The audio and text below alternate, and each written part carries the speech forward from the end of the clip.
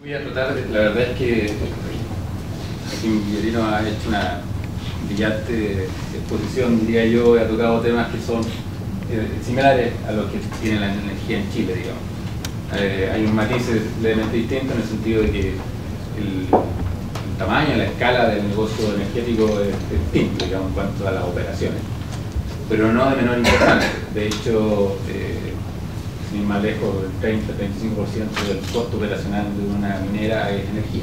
Por lo tanto, le impacta fuertemente en su rentabilidad.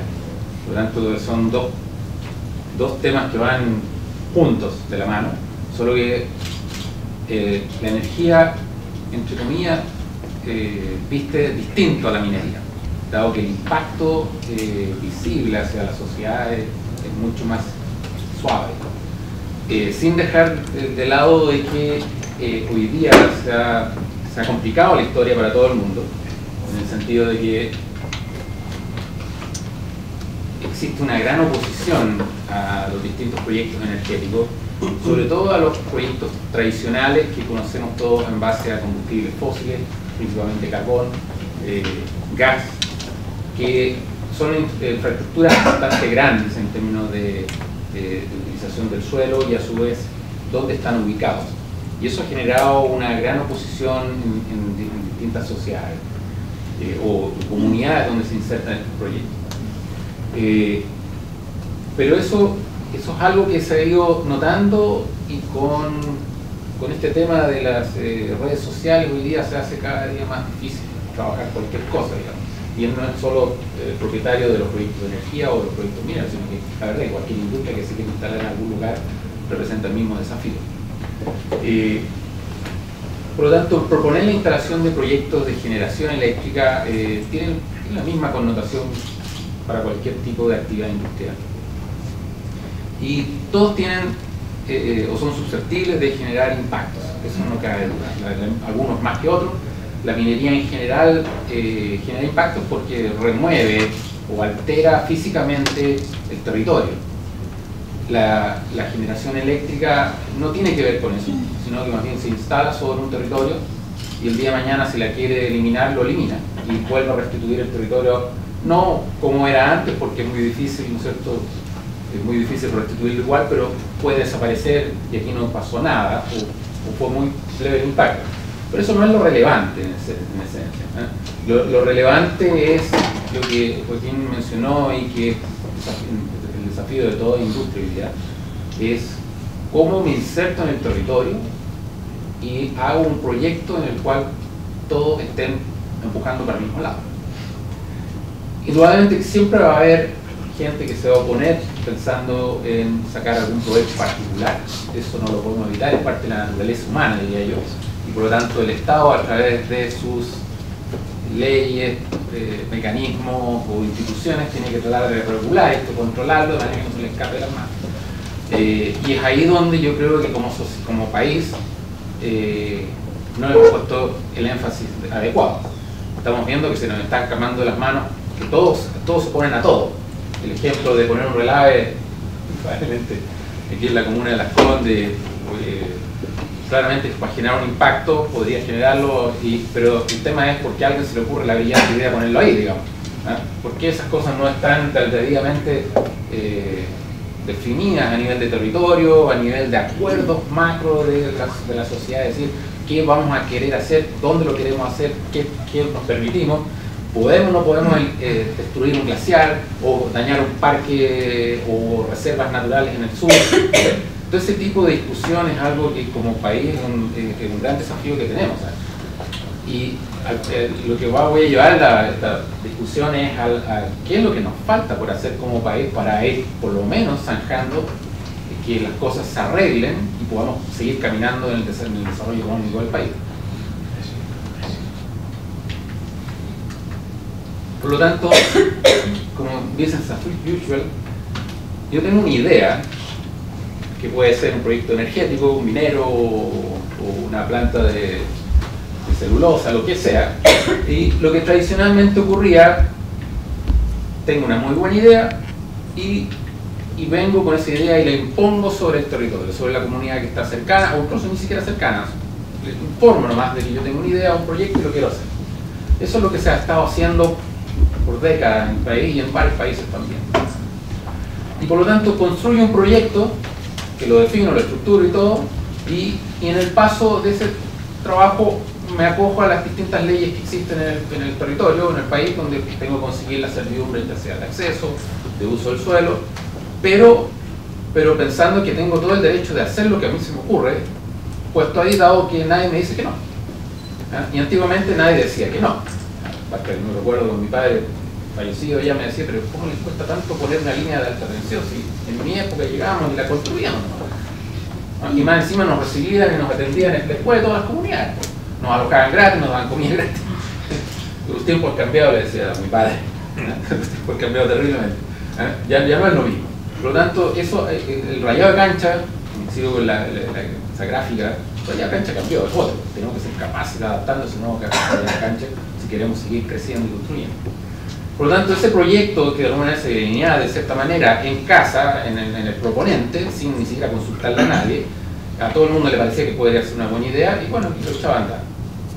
Indudablemente que con el tiempo se empezaron a agregar elementos a través de instituciones estatales, medio ambiente, que empezó a exigir cómo regular el hecho de que se instala un proyecto y cómo se consiguen los permisos ambientales, se acuerdan las mitigaciones de los impactos, se hace participación ciudadana, incluso más tardíamente, muy cercano, se empieza a hacer consulta indígena sobre lo mismo. Bien discutido el tema porque no está bien regulada, algunas comunidades no reconocen el decreto 40 que regula eso dentro del CEIA. Entonces, pero todavía estamos en una instancia de que el proyecto ya está definido y yo lo quiero insertar y tengo que negociar todas esas cosas. Para llegar a la construcción hay un gran trecho y hoy día, tal como decía Joaquín, basta con que esto no funcione, haya alguien que se oponga y nunca va a pasar a la línea de construcción del proyecto. O si la llega a retrasar, va a ser muy dolorosa económicamente porque va a tener que gastar dinero en temas de juicios y indudablemente que se hace complicado para cualquier empresa que quiere construir algo porque firma un contrato de EPC y después lo de EPC indudablemente hay multas si es que por el lado del mandante no se dan todos los permisos y entra a complicarse. Y es ahí donde se paraliza todo el sistema, y es un poco lo que está ocurriendo hoy día en muchas industrias. Por lo tanto, en ese contexto yo quería traer con la mirada de lo que está teniendo el Ministerio de Energía, que lo ha declarado a Vox Populi, es el ministro Pacheco, que imagino Javier nos contará más detalles, digamos, pero que él mismo ha declarado que no es posible que los proyectos de energía se desarrollen solo porque son buenos, son interesantes. La energía nadie la ve, ¿no? Todo el mundo la usa, todos la usamos, digamos, pero nadie la ve, ¿no? Pero y el argumento de un desarrollador de generación dice, no, pero esto es bueno para el país, la empresa también gana, y el problema, y sale una voz de la comunidad, ¿qué es lo que gana la comunidad? Y la respuesta no es fácil, porque cuando uno va a desarrollar estos proyectos, dice, bueno, yo voy a inyectar energía al sistema interconectado, ¿y a mí qué dice?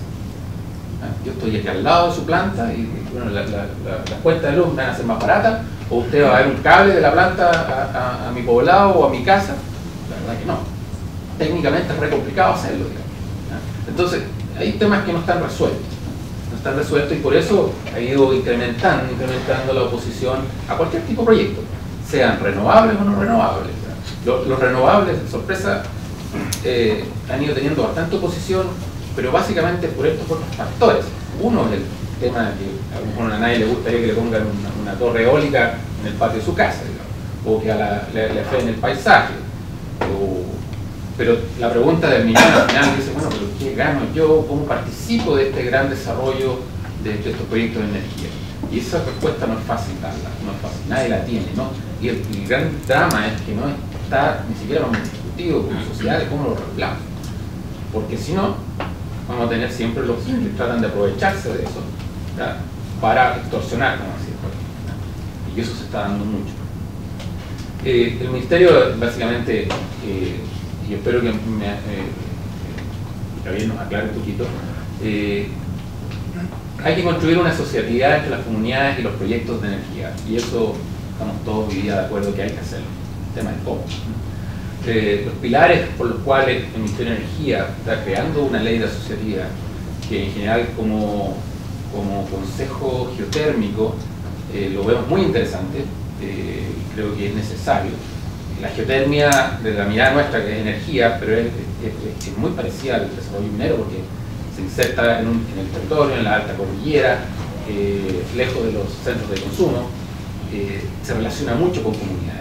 No es así como le pasaba a la minería, que está, en general la minería está en una zona en que hay pocas comunidades, pero la geotermia está por todos lados llena de comunidades, por todos lados donde están todas las ADIs, donde están las áreas de restricción, por lo tanto es complicado desarrollar energía geotérmica sin abordar este tema en forma bien seria, digamos. Por lo tanto, dentro de esos pilares se ha mencionado que lo primero es que las empresas paguen patentes municipales donde están sus instalaciones. Eso suena lógico, digamos, ¿eh? Incluso ya hay algunas que lo están haciendo. Segundo, que las comunas que son intensivas en generación de energía se vean beneficiados en la cuenta de sus vecinos. La verdad que tiene toda lógica, digamos, ¿eh? Debería ser así, pero hay entonces que arreglarlo, digamos. Hay distintos puntos de que dicen si es bueno o no es bueno, digamos, pero hay que...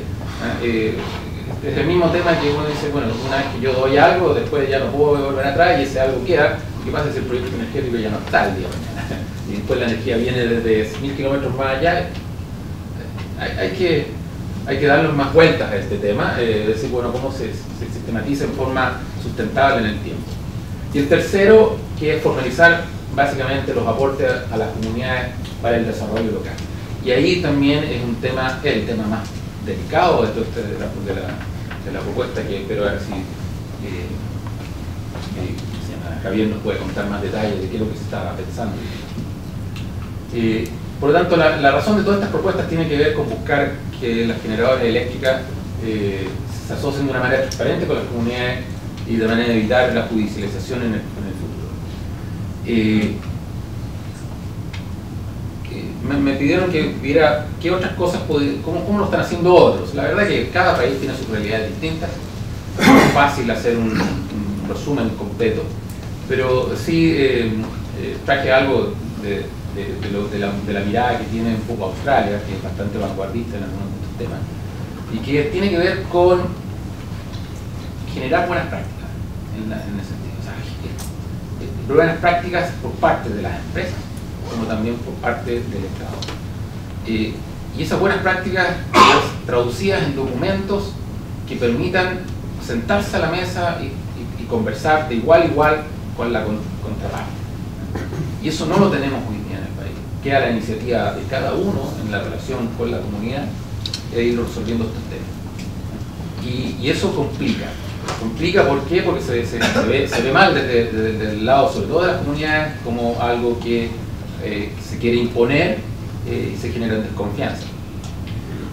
En geotermia particularmente se ha estado dando que hay algunos conflictos con comunidades, pero menores. Y todo tiene que ver porque la geotermia se demora mucho en realizarse y da tiempo para generar relaciones. Y eso ha ido ayudando a que la cosa no sea tan grave. Pero no quiere decir que no exista el problema está. Por otro lado, también hay proyectos energéticos renovables, sobre todo eólicos y solares, que se están instalando en lugares que no hay comunidad. Por lo tanto, ha sido muy fácil desarrollarlo, o con conflictos muy pequeños, digamos. Excepto los que ya se están acercando a las grandes ciudades, como en el caso de Calama, digamos, donde ahí la comunidad es todo Calama, digamos. Y Javier conoce bastante de esos detalles, digamos. Pero los que están más alejados no tienen ese problema. Ahí han ido resolviendo estas cosas en forma de relaciones bilaterales, pero simples. Pero las buenas prácticas es algo que hay que desarrollar como país en cada línea. Este es un caso que está desarrollado por el Clean Energy Council de Australia, sobre todo sobre el tema eólico. Y se desarrollan las mejores prácticas para desarrollar proyectos eólicos, como también las mejores prácticas para el relacionamiento comunitario. Si esto conocido y validado por todo el mundo, ayuda después a cualquier desarrollador a sentarse en el lugar que quiera a trabajar en conjunto sobre reglas. La duda es si eso es acogido o no es acogido. Y es ahí donde también en la mirada que yo quería que se discutiera al final es, bueno, cuán distante estamos a cuál es el rol del Estado en este tema. Porque si no se ponen reglas, la interpretación de abogados y jueces puede ser para distintos lados. Entonces, y ahí volvemos a quedar en un loop que es difícil de salir. No tengo la respuesta, no soy abogado como para meterme en esos temas, pero sí que representa un desafío como país para resolver. Parte de estas buenas prácticas habla de que uno genera un proyecto y selecciona un lugar donde instalar el proyecto. Puede ser geotérmico, puede ser eólico, solar, incluso hasta de combustible convencional, en base a petróleo. Pero lo que hay que hacer es, en el fondo, hay que seleccionar bien el sitio y negociar con los dueños superficiales. Cuando son privados y tienen títulos de propiedad sobre sus terrenos, la cosa es simple. Pero cuando son comunidades indígenas, que sus títulos que son válidos, a veces están superpuestos unos con otros, uno entra a abrir una caja de Pandora, porque revela la pelea que hay entre sus propias comunidades, y resolver eso, díganme, o sea, la verdad que es harto difícil, algo casi imposible. La experiencia en geotermia ha sido que la ley de geotermia aquí en particular, porque le da un derecho especial al geotérmico de imponerse en el río. Cuando se llega al territorio y uno quiere hacer uno de estos proyectos, por la buena, dado que hay tiempo a hacerlo, uno intenta hacer ese acuerdo y a veces se logra. Se ha logrado hoy día en el 50% de los territorios, se ha logrado entrar por la buena, negociaciones directas con las comunidades o con el dueño superficial, en el cual se define un contrato, y el contrato a veces hasta el momento de generación. Con las comunidades es muy difícil llegar a hacer un acuerdo completo, porque las comunidades no es una persona, sino que son muchas, y por lo tanto no es fácil llegarlo a todos. Entonces la estrategia que se ha seguido es fase por fase. Vamos avanzando, caminando lento con este proceso, de manera de hacer acuerdos de beneficios compartidos en la medida de la etapa del proyecto.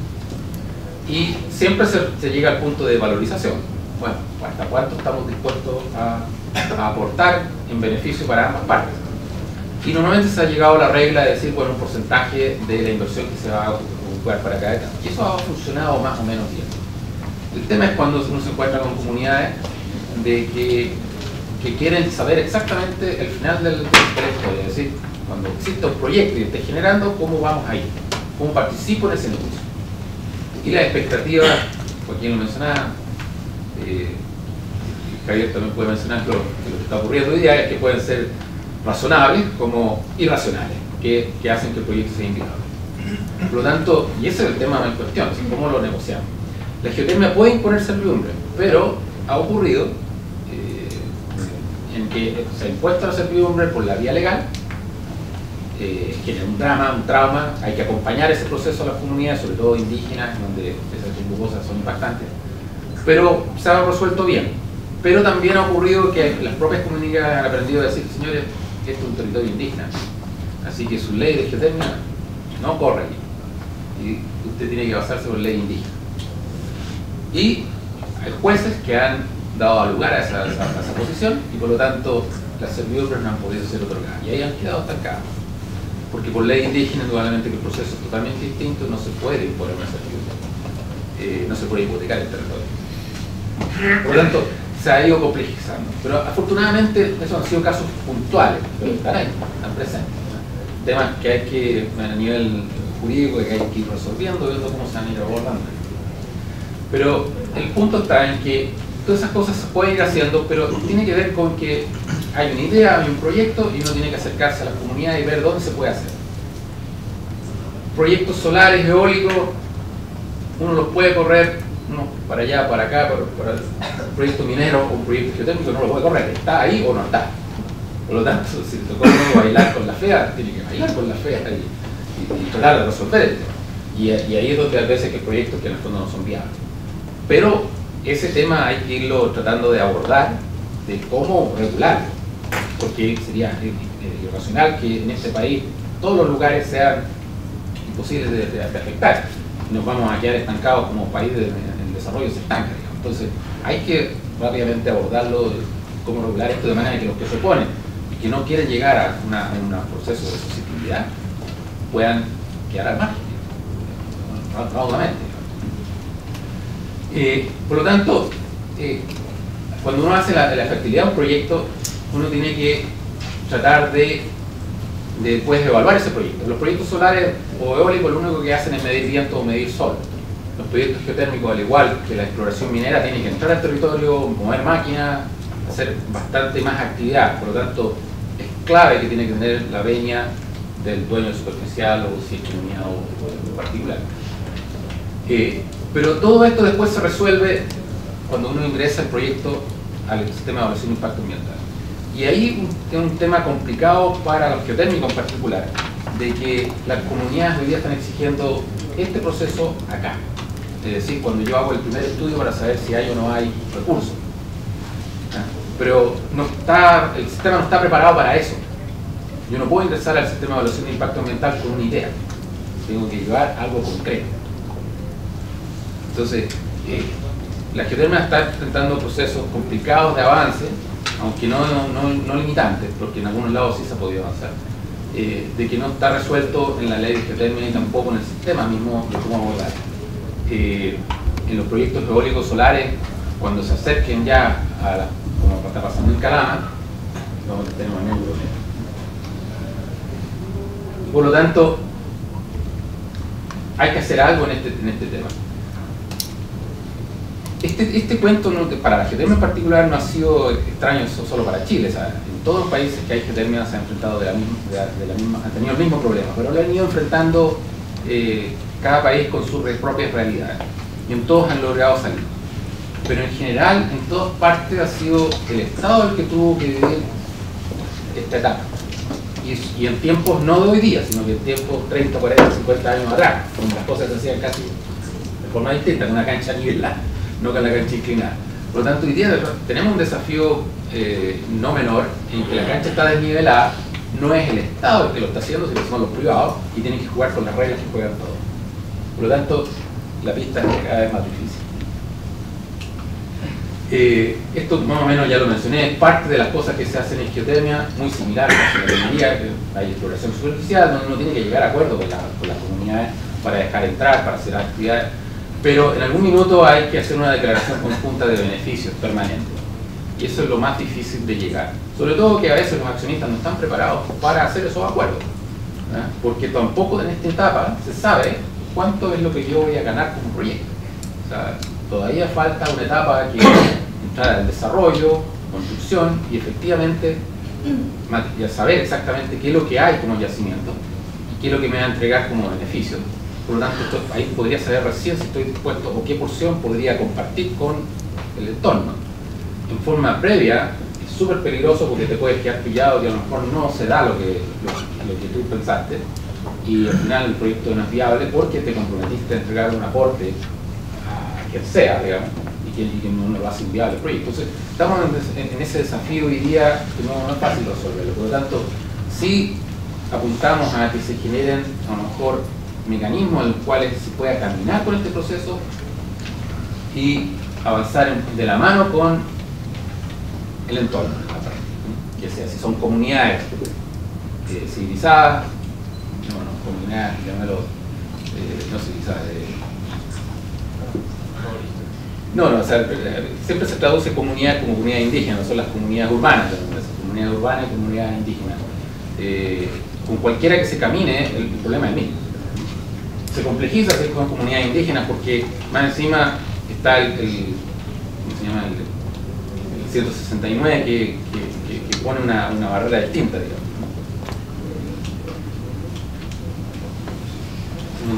Por lo tanto, quiero redondear la idea de decir que hoy día existe una idea y lo que hay que tratar de hacer acuerdos de servidumbre por uso del suelo, uso de los recursos, los accesos y los beneficios. Y eso en etapas tempranas. La minería está enfrentando el mismo desafío, pero es algo que no tenemos la respuesta de cómo hacerlo, porque no están las reglas. En geotermia está ocurriendo algo curioso, por no decirlo así, de que la exploración en este país no tiene que entrar a procesos de estudio de impacto ambiental. Si es que una exploración minera o una exploración geotérmica se puede hacer esos estudios, hasta si son de cierta magnitud. Hasta cierta magnitud se permite que se hagan solamente con permisos sectoriales. Y eso uno le ha permitido entrar a ciertas áreas a hacerlo. Para geotermia se dan concesiones geotérmicas, son decretos otorgados por el Ministerio de Energía que le dan a uno un derecho. Ese derecho en particular ha sido recibido por parte de la justicia como algo que no genera impactos. Por lo tanto, a pesar de que se lo ha tratado de imponer de que por el hecho de que hay un decreto emanado por el Estado, debiera haber consulta indígena en ese proceso, de acuerdo a lo que es el decreto 66 de la OIT, que regula el tema de relaciones comunitarias con las empresas. En exploración no es aplicable, pero sí uno de los fallos de la Corte indicó que en el caso que sea una concesión de explotación sí debiera juntarse la consulta indígena. Lo interesante que está ocurriendo es que hoy día se han solicitado un montón de concesiones de explotación después de haber pasado por la exploración, y todos esos procesos están llevándose a consulta indígena. La mayoría, no todos, pero la mayoría, sobre todo donde hay comunidades cercanas. Y eso es antes de que exista este proyecto. Porque la explotación en geotermia no significa saber explotar, significa que se tiene un derecho nada más. Pero con ese derecho uno sigue invirtiendo, dado que tiene un título jurídico que le permite de alguna manera recuperar esa inversión. Si que el día de mañana decido no construir el proyecto, puedo vender ese proyecto y hay un activo que lo podría recuperar. Por lo tanto, ese proceso de concesión y explotación geotermia es un decreto, por lo tanto es un instrumento del Estado que en sí mismo es el Estado el que se comprometió con las comunidades, y por lo tanto tiene que acogerlo a consulta indígena. Estamos viendo un primer proceso de ese tipo, pero yo me hago la pregunta, ¿qué pasa con un eólico, un solar, cuando está en ese marco? ¿Cómo entra a un estudio de impacto ambiental en esta etapa? No tiene cómo. No tiene cómo, o sea, en el fondo, gratuitamente lo tendría que hacer, pero cuando alguien ingresa gratuitamente podría ser mal dicho, como mal percibido. Entonces, hay temas que hay que ir a abordar, de cómo ir regulando cada una de estas etapas, ¿no? Y que sea igual para cualquier tipo de industria. Los acuerdos de valor compartido, yo creo que estamos, en general, diría, raro que diría alguien no esté de acuerdo, pero sí va a tener que ser caso a caso, proyecto a proyecto, por lo tanto, también es muy difícil regularlo y ponerlo escrito en un papel, digamos. Pero tiene que darse el marco cómo se debiera negociar y discutir este tipo de cosas. Y dejar de lado cualquier tema que pudiese de alguna manera verse que va a aprovecharse de esa negociación en forma de medida y que no vaya acorde a lo que es el proyecto. El gran tema que tenemos y temor es que se genere, por decirlo así, que el 3% de las utilidades de un proyecto deberían ir hacia la comunidad. Independientemente de cómo se vaya a repartir eso, cómo se vaya a gastar, en qué se va a gastar, eso es otro tema. Pero si un 3% de un proyecto de 500 megawatts o una mina de 100 millones de toneladas, el 3% a lo mejor no le afecta en su rentabilidad. Pero si una mina, aquí estamos todos de acuerdo que hay que dejar de lado el asistencialismo. O sea, hoy día es valor compartido, se entiende que participan en el negocio. Y hay que discutir cómo participan en el negocio, de manera que todo el mundo lo vea como algo positivo, que ese proyecto llegue al sector donde se va a insertar. Por lo tanto, solo con nuevas y buenas prácticas de asociatividad, con una mayor transparencia de información y reglas claras de cómo llegar a acuerdos, será posible disminuir esta conflictividad en los nuevos proyectos energéticos. Es la única vía que estamos viendo, y feliz de que esté Javier acá, que está a cargo del tema de asociatividad y comunidades en el Ministerio de Energía. Para los proyectos energéticos es vital, y yo sé que se está trabajando en eso. Por lo tanto, espero que nos cuente cómo va eso. Eso quería contar.